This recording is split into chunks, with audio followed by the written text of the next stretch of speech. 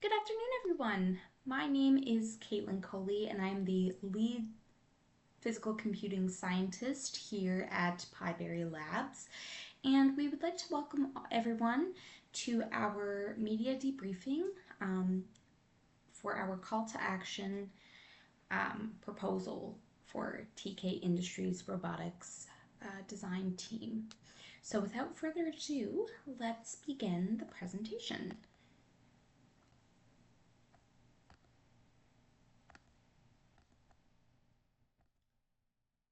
Right. So as I just said, this is our response to TK Industries Robotics and Innovation Division's call to action for an ROV pilot console prototype. So here at PyBerry Labs, our mission is very simple. We build the future.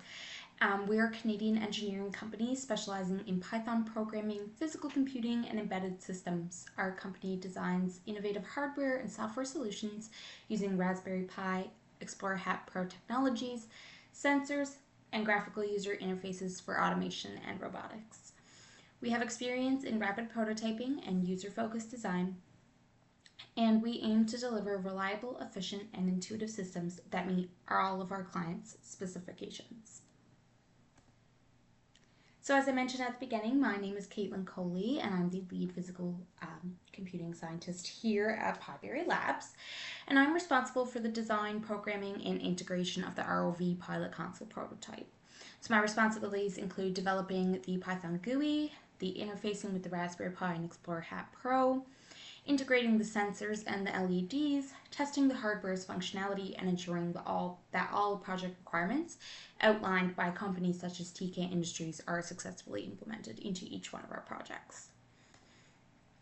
So TK Industries issued a call for proposals to engineering firms such as ours, specializing in Python and physical computing. So TK Industries has built an empire on innovative robotic solutions, and they wish to branch out and diversify their portfolio by moving away from ROVs and towards interfacing in itself. So expertise and past performance in text-based programming and prototyping are the core requirements for any interested parties. And as I recently said, our company specializes in Python, physical computing, and specifically with the Raspberry Pi and the integration of both. So, the criteria that they outlined, there's 12, is to print TK Industries welcome message and their appropriate output, feature the logo on the app, include a login button for authenticated users, show appropriate user image at login, toggle a night and day mode to change the GUI colors, control power and additional LED for night use, display temperature and a temperature warning LED, so that's for the onboard lighting system, display vibration and vibration warning LED, use light sensor data to update the current state on the app, so that tells if it's in night mode or day mode. A buzzer beeps for 3 seconds on user login, and it also, again, authenticates the user login. The messages are sent to the LCD or shell with clear formatting for output at the end of the day, and that the final output include the name, the profile picture, a closing message, and the branding. So the output message acts as a script for how that day might have went, and all of that is time-stamped. So for our project, we decided to use some of the beautiful and wonderful pieces of equipment that the Raspberry Pi has to offer. So right here in the middle, we have the Raspberry Pi 4, so that's our software, like our hardware component. We also have the Explorer Hat Pro. So instead of using a traditional breadboard, the Explorer Hat Pro allows us to install different packages. It has onboard lighting, analog, input, output, voltage. So it does everything that a breadboard can do and more. So we decided to opt to use the Explorer Hat Pro for this project to make it more efficient. We have our jumper cables down here in the bottom center, so that includes male, male, female, female, and male, female. We have resistors, such as the 220 ohm one right here that we used to connect the LEDs. Our vibration sensor here, which has a barrel that vibrates. So when vibration happens, the activity causes the inside of the barrel to kind of jump around and trigger. We have the temp 36 sensor right here in the top left corner, and that one is an analog temperature sensor that reads the temperature of the surrounding air, and it provides some feedback to the user. We have the light sensor down here, the LDR, and essentially it uses this small resistor component to detect light and output that to the user. We have a blue LED for the night mode, a buzzer for the user login, and the red and green onboard lights, the LEDs built into the Raspberry Explorer Hub Pro add-on. So our setup is quite complex, but it does a lot. So looking at it from the top, we can see here we have our temp 36 sensor. We're using a slight different variation in the image. Parts come from different places, so they're all this kind of the same part, but they have different iterations of it. So we're using the temp 36 here. Here's our buzzer, our LED. We have our vibration sensor and our light sensor right here, and you can see the LDR attached to the back. And the onboard lights, which are labeled 1, 2, 3, and 4 here. You can also see it from this angle a little better, how all the jumper wires are, or the jumper cables are attached.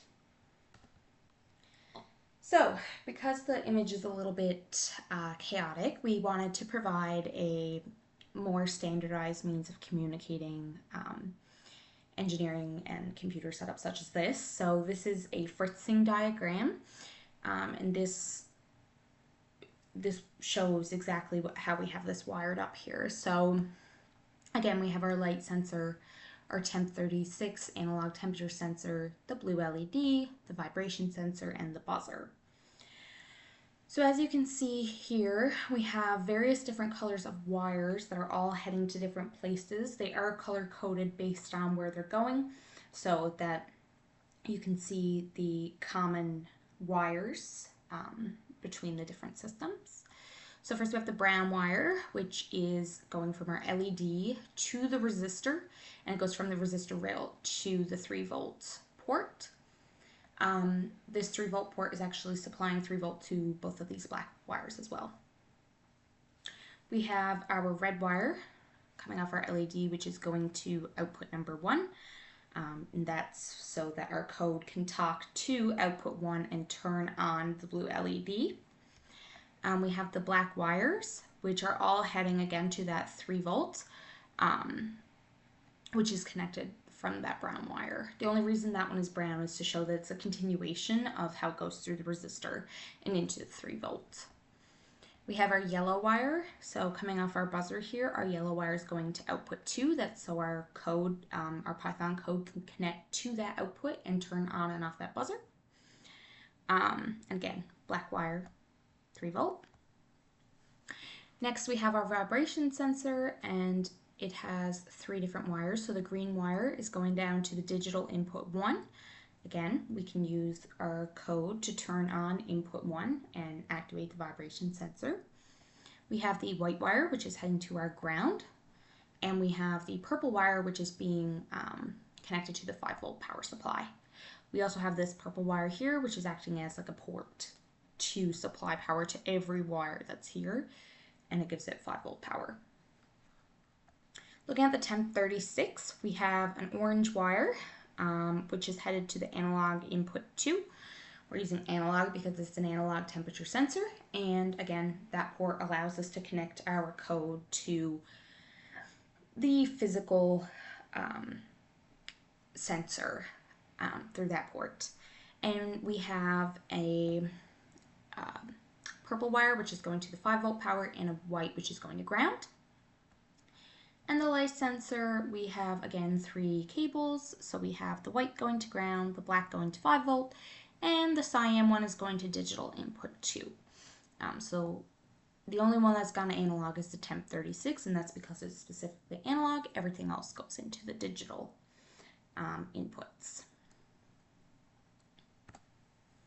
So our system features a variety of criteria. We have a welcome message with the TK Industries banner and logos. We have a login button and user authentication system. So what happens is we have a set username list, which you as a company can set. And upon entering the username, it will compare it to that list and either accept or reject it based on that list. We also have a 3-attempt login feature that locks users out after too many attempts. So if someone were to try to access your account and inputted the wrong user login 3 times, then it'll lock the user out and close down your application. So it prevents anyone but the pilot or registered user from using the ROV pilot console. When you do log in, it provides a user profile and it welcomes the user by their inputted username. And a buzzer will actually beep for a duration of 3, so approximately 3 seconds upon successful login. We have a power LED, so the blue light that's triggered by night mode. So we have a night and day mode for the app, a vibration sensor, and a corresponding warning message. So the vibration sensor is set to a threshold, and if that threshold is passed, then the user will get a warning message. This is to ensure that, if there was something such as an earthquake, it would be detected. Whereas if someone got bumped into, like if the ROV bumped into a rock, it wouldn't go off telling the user that there was a earthquake. Let's have a temperature sensor, which reads the surrounding air, as I mentioned earlier. And if the temperature exceeds 20, then it will output a message telling the user that the temperature is critically high. We have a light sensor, which again, that is going to trigger our day and night mode. And you can do that through 2 ways. It's either, again, triggered by the light or put in through user input. So the user can actually activate it depending on whether they'd like to view it in night mode on their GUI or view the GUI in day mode. We also have green and red flashing LEDs for warning and safety. So anytime a warning goes off, the red onboard lighting for the Explorer Hat Pro will flash, and anytime that it's safe, the green LED onboard lighting will flash. We also have an exit button, and it also ensures, so when the exit button is clicked, it ensures that the user meant to click that button, so it will actually ask them, did they mean to close the application? So you don't accidentally close out of it while you're using your ROV system and lose connection. And finally, we have a printable output script with timestamps that are sent to the shell, and that acts as kind of like an end-of-day script so that the user will have a log time-stamped and can see kind of everything that happened during the duration of that trip, from the moment they turn on the GUI till the time that they exit, and then they will even receive a logout message. So let's see what this looks like in action, and then we'll dive a little further into the code. So here I'm just setting up and starting to run the code. This is so you can kind of see that the code is running in coordination with the Raspberry Pi itself. So I've opened the app and I'm logging in. So my username here is just Caitlin. And as soon as I press OK here, you can see the TK Industries banner pops up along with my profile picture and username and a welcome button that says welcome user, so you can welcome your machine. So first I'm testing the light, and it detected that the light was 1, so day mode was enabled, and it changed the color palette. I'm then clicking the temperature sensor, and it read over 20, so it output a high temperature warning to me to let me know the temperature was critically high. The next thing is the vibration sensor, and essentially I'm just tapping it here to show you that it goes off. So it comes up vibration detected and sends me an alert. You can also see the onboard lighting flashing. I've activated night mode here manually to show you that the blue LED comes on and then comes off again. It turns off with the day mode. So here's the exit script. It says, are you sure you want to exit? And I hit yes, and it terminates the program. So now you can see that it was terminated and you have the full script. Okay, so let's jump over to the code, and we'll give you a look. So the code is pretty technical for this project. We actually imported a lot of different packages, so the Explore Hat Pro allows us to do that. So we imported from the GUI 0 library. We got things such as apps, push buttons, boxes, text, picture, warning, question, and yes, no. We also imported the date and time for the time stamping, and PyFiglet for the formatting of the TK Industries welcome banner. We also imported the Explore Hat Pro, and we renamed that upon entering it, so we didn't have to type out Explore Hat Pro every time, because that becomes a hassle as a coder, and as coders we like shortcuts. And we also imported the sleep function from the time package, and this is so we can actually keep a function running, so like the light pausing for 3 seconds to run for 3 seconds. Next we assign some variables, so renaming your app, making the background height, width, so we defined the app here. We then defined our username list, so you can set here as a company, re-enter whatever usernames you'd like to be approved and assign those to your employees or assign them to your pilots. Let's have the attempt set to 1 because we want the username to be set to 1 and end at 3 so that no one has endless amount of guesses. We set the date time to a variable X just to keep track of it, so it's not a mouthful to type out. We have an intro message with the Figlet format for the TK Industries, and then we set some assigned pictures for the profile pictures, and they correspond to the username list. So after that, we've defined our functions. So we defined our welcome function, so anytime we called upon that function, it would run this scenario. So upon pressing the welcome function or starting the welcome function, the date would print current date and time. It would print a welcome message initiated, which tells the shell that it was initiated, and then we get welcome pilot show up and the button becomes dark gray to show that the user had pressed the welcome button. Same thing for the exit here. The only thing, we use an if-else statement here, so if the exit answer is yes or true, then the app will terminate and it will print the date, time, and say that the user successfully logged out. Otherwise, it prints returning the home page and the application won't close. For the login, we had to set attempt as a global variable, so it could always be called on. If not, it wouldn't call on it within this function.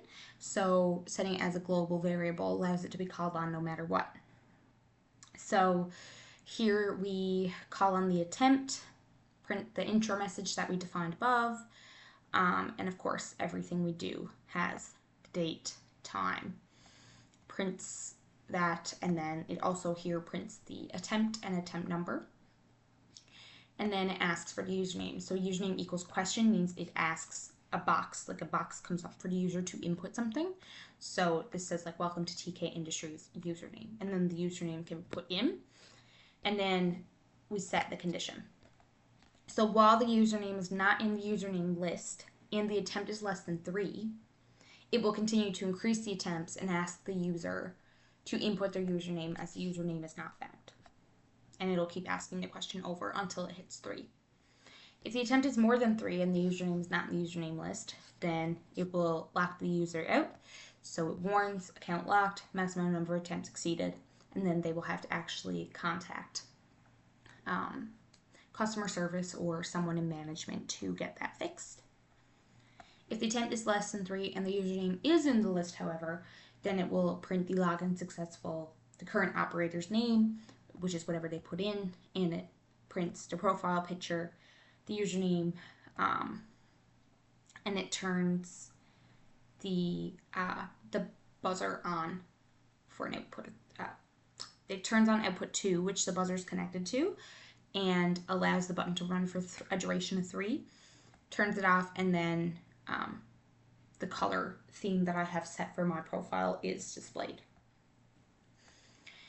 Day mode, night mode are 2 buttons that we programmed to change the color palette depending on the lighting or user preference. So day mode in this case is all warm tones of pink and hot pink. This can be changed based on what the user wants. Night mode, when that is pressed or enabled by the the light sensor, will turn the interface light blue and dark blue, so it's a little more user-friendly for the darkness. The temperature sensor, we have it so it of course prints the date and time and prints that the temperature value was recorded, and also converts the temperature value to degrees so that it is in proper measurement. We also get its round temperature so that the user is an output with like a 13.33333 forever, so it'll round off to 1 decimal place. That's what that 1 is there. So for the temperature sensor, if the temperature value exceeds 20, then we'll get the warning and the red light will flash. Otherwise, we'll have it tell what the time is and just turns the green onboard light on. This turns red onboard light off is just to ensure that there wasn't another warning going before and that was still running. So we did the same thing for the vibration sensor, exact same process, but instead of 20, it's if the vibration reading exceeds 1, because this is a different measurement. And we didn't do a conversion here because, of course, the user's not actually getting an output of what the vibration reading is. It's just vibration detected or not. So again, warns the user, otherwise flashes that green light at the user to tell them that the vibration conditions are safe. And the light sensor is done the same way. So it prints the light reading, so 1 being its light, 0 is dark. If the light reads 0, then night mode is on. If it reads 1 or does not equal 0, then it will turn day mode on and day mode will be engaged. All these boxes are just the containers that we called on to put the functions and the buttons in. So logo boxes for the logo, login box for the login, and etc. The logo banner, this was just, we assign names to the logo so you could differentiate while coding which one belonged to which. And then we have the buttons and text and other widgets put in here. So login button creates a login button, login text creates text for that box. The profile picture goes in that box, the nameplate, so username goes in that box, and user display is in that box. And that goes on for all the other ones. So same as the temperature button and temperature text. So the button would be there and text to the side, and that text will change based on what the temperature sensor reads. Finally, we have the display app so that when the code is actually ran, you can see the app, the GUI interface. So the question we have for you, TK Industries, is have we met your expectations? So our GUI and our Raspberry Pi Explorer Hat Pro setup, we did this in a way that it met all of your expectations. So we printed a welcome message with your TK Industry branding and appropriate output, your company logo and our logo featured on the app, a login button for authenticated username, which will compare it to a database. We have an image of appropriate user at login, so whoever logs in, we have their profile picture there. We have a night and day mode button to trigger different colors, color packages on the GUI. We have a power LED, so we use the onboard lighting, and we have an added LED, so the one that we actually hooked up to the Explorer Hat Pro, which is used for night use. We have a temperature output on the app with an LED for temperature warning. So when it exceeds 20, it will give a warning to the user. Otherwise, it will flash green and just show them the temperature reading. We have a vibration output on the app window with LED for vibration warnings. So again, once it exceeds the set amount, it will let the user know and flash green for safe or red for not safe. A light sensor button that shifts from day to night mode. So it triggers the day and night mode color palettes, and it toggles the text output to indicate the current mode that's used. We have a buzzer that beeps when the user's logged in, and it beeps for a duration of 3.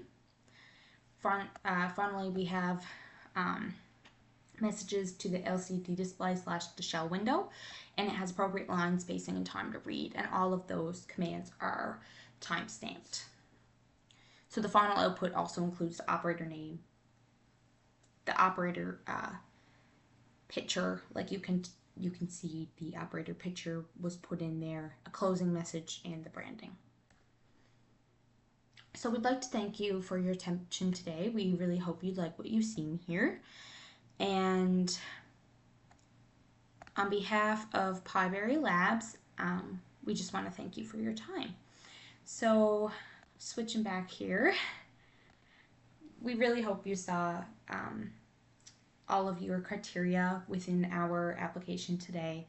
We've spent countless hours working to make sure that this program is exactly what was outlined and goes beyond that with, the future incorporation of lighting for the ROV system. And we have space left in our application there that can essentially act as more controls that you as TK Industries would like to add to your